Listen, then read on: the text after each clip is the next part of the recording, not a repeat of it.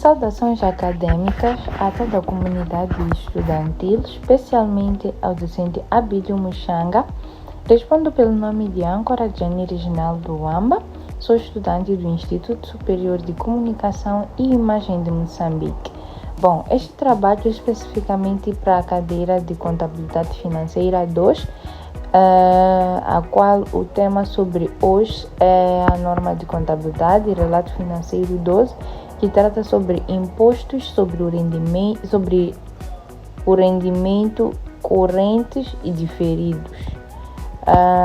Eu faço parte da turma de contabilidade e auditoria do curso noturno segundo ano A. Então, vamos entender especificamente qual é o objetivo da norma 12.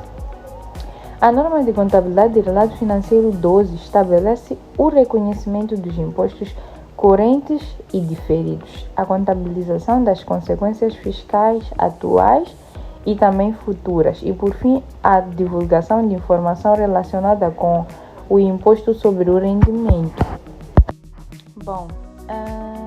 Finalidade dos impostos diferidos. Aqui houve um erro na digitação da finalidade, entretanto, dizer que a norma procura assegurar que a recuperação de ativos, a liquidação de passivos tenham os respectivos efeitos fiscais reconhecidos nas demonstrações financeiras. De forma traduzida, estamos a dizer que contabilidade e finanças têm regras diferentes. Isso cria uma confusão. Temos exemplo de uma recuperação de ativo e compras de um carro por 1.000 meticais. A contabilidade deprecia em 4 anos, ou seja, 250 mil meticais por ano. As finanças só aceitam 200 mil por ano. Neste caso, no ano 1, a contabilidade diz gasto de 250 mil meticais. Então, a finança diz 200 mil meticais. Pagas impostos a mais hoje por 50 mil meticais. Mas no futuro vais pagar a menos. Neste caso, é o que a norma 12 manda fazer. Esta norma aplica-se a impostos nacionais sobre lucros, impostos estrangeiros sobre lucros e também impostos retidos na fonte sobre dividendos. Neste caso, este é o âmbito de aplicação da norma de contabilidade e relato financeiro número 12. Dizer que a norma 12 exclui subsídios do governo, créditos fiscais ao investimento, mas contudo trata das diferenças temporárias resultantes destes elementos. Neste caso, essas são as exclusões que a norma não trata diretamente. Agora vamos ver alguns conceitos básicos para entender esta matéria. O que é base fiscal? Dizer que base fiscal é igual ao valor que as finanças aceitam. A base contabilística é o valor que está no teu balanço. E a diferença entre as duas é que é equivalente a uma diferença temporária correspondente a imposto diferido. Então, a norma 12 possui uma base fiscal de um ativo. É o valor dedutível fiscalmente quando o ativo for recuperado. Basicamente, quanto as finanças ainda te deixam meter como gasto no futuro. Por exemplo, uma viatura e compras a 1 milhão de meticais. A base contabilística no ano 1 é de 1 milhão menos 250 mil, que é depreciação, que é equivalente a 750 mil. Depois temos a base fiscal. No ano 1 temos 1 milhão, então os 200 mil são os aceites pelas finanças. Neste caso ficamos com 800 mil de base contabilística, que neste caso é menor que a base fiscal e fica igual a 50 mil vezes 32%, que nos dá 16 mil. O ativo por imposto diferido, pagaste imposto a mais hoje, vais recuperar no futuro. Temos um outro exemplo, um cliente duvidoso que tem 100 mil meticais no ativo e criaste imparidade total. Neste caso, a base contabilística será zero e a base fiscal será de 100 mil meticais, porque as finanças só aceitam quando for incobrável judicialmente. A base contabilística é menor que a base fiscal. Neste caso, ficamos com 100 mil vezes 32%, são 32 mil meticais. E o ativo por imposto diferido. Então, isto quer dizer o que basicamente? Aqui, na verdade, estamos perante nesse caso do valor que deves, que parte já não vai dar benefício fiscal. Daríamos mais um exemplo de provisão para férias. Reconheces 200 mil meticais de provisão para férias dos trabalhadores. A quantia registrada são 200 mil, o montante dedutível no futuro são 200 mil, porque quando pagares as férias, as finanças aceitam. Bom, agora vamos falar sobre as diferenças temporárias. São diferenças entre quantia registrada contabilisticamente, base legal, que podem originar passivos por impostos diferidos e também ativos por impostos diferidos. Mas quando é que devem ser reconhecidos os impostos correntes? Dizer que os impostos correntes devem ser reconhecidos como passivo quando ainda não estão pagos, como ativo quando são pagos em excesso, neste caso. Recuperação de prejuízos fiscais. Quando permitido por lei, os prejuízos fiscais podem recuperar impostos pagos anteriormente. O benefício destes devem ser reconhecidos como um ativo e não se pode se esquecer disso diante da recuperação de um prejuízo fiscal. Agora, como se comportam os passivos por impostos diferidos? Eles devem ser reconhecidos para todas as diferenças temporárias tributáveis, com a exceção de casos específicos previstos pela norma de contabilidade de relato financeiro 12. Agora, quanto aos exemplos de diferenças tributáveis, podemos verificar que estão inclusos os juros contabilisticamente reconhecidos contabilisticamente antes da tributação, as diferenças entre amortizações fiscais e contabilísticas, e também estão inclusos as despesas de desenvolvimento deduzidas fiscalmente de imediato. Esta norma fala também sobre ativos por impostos diferidos, que neste caso incluem que devem ser reconhecidos quando existam diferenças temporárias dedutíveis e também seja provável a existência de lucros tributáveis futuros. De seguida, temos exemplos de diferenças tributáveis. Temos como exemplo de diferenças dedutíveis os benefícios de pós-emprego, as despesas de pesquisa e, por fim, temos também os certos passivos assumidos em concentrações empresariais. A norma de contabilidade e relato financeiro 12 envolve alguns prejuízos fiscais e créditos fiscais. Estes reconhecem-se entre ativos por impostos diferidos quando, neste caso, existirem lucros tributáveis futuros suficientes e quando houver também uma evidência de recuperação dos benefícios fiscais. Agora vamos falar sobre investimentos em subsidiárias e associadas. As diferenças temporárias podem resultar de lucros não distribuídos, de diferenças cambiais e também de ajustamentos de valor dos investimentos. Após isso, nós vamos também existe a mensuração, que neste caso os impostos correntes e diferidos devem ser mensurados com base nas taxas fiscais em vigor ou nas taxas legalmente aprovadas para aplicação futura, e também devem ser mensurados os impostos diferidos que não devem ser descontados. E também temos o reconhecimento e apresentação da norma de contabilidade de relato financeiro 12, ou seja, dos impostos. Os impostos devem ser reconhecidos na demonstração dos resultados nos capitais próprios quando relacionados com itens aí registrados, e também é permitida a compensação apenas quando cumpridos os requisitos legais. E por fim, para a parte teórica, vamos falar sobre as divulgações exigidas por esta norma. A entidade deve divulgar componentes do gasto ou rendimento fiscal, reconciliação entre impostos e resultados contabilísticos, diferenças temporárias, prejuízos fiscais não utilizados, ativos e passivos por impostos diferidos e também informações sobre operações descontinuadas, ou seja, descontínuas.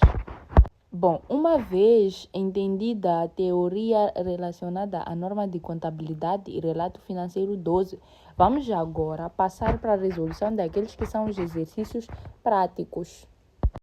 O primeiro exercício prático diz o seguinte: a empresa ABC reconheceu um excedente de revalorização relativo a um edifício industrial em N, no valor de 700 mil meticais. Contabilize esse excedente pelo método de defeito fiscal. Então, é isto que o exercício diz. Entretanto, agora nós temos que ver como é que fica a resolução, que neste caso é o próximo slide. Continuação do exercício. Primeiro, aqui temos a resolução do exercício anterior, mas tem dois detalhes importantes que nós devemos prestar atenção. O primeiro é o lançamento. A revalorização bruta é a conta débito de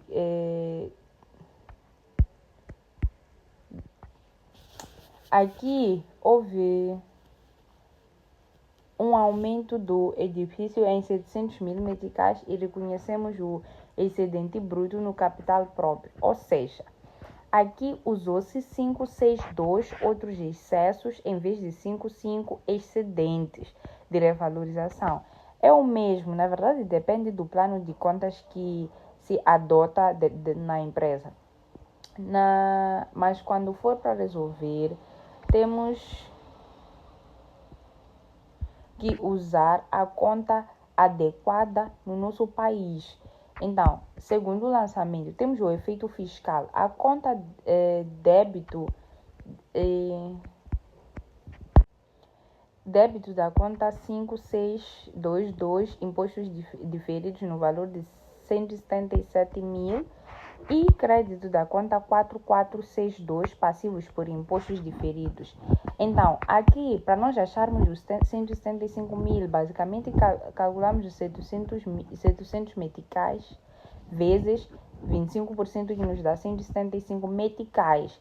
Então, tiramos os 175 meticais do excedente bruto e mandamos para o passivo, ou seja, o excedente líquido vai ficar igual a 700 menos 175 igual a 525 meticais. Então, a taxa está errada para Moçambique, porque no slide nós estamos a usar 25%, mas o IRPC em Moçambique são 32%. Agora, temos que perceber que o lançamento está correto na mecânica, mas a taxa usada foi 25%.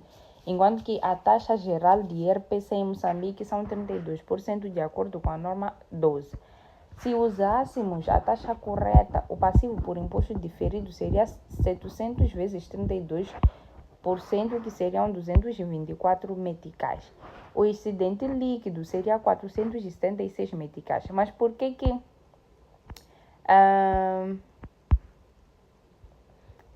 está assim? Porque o material foi adotado para Portugal.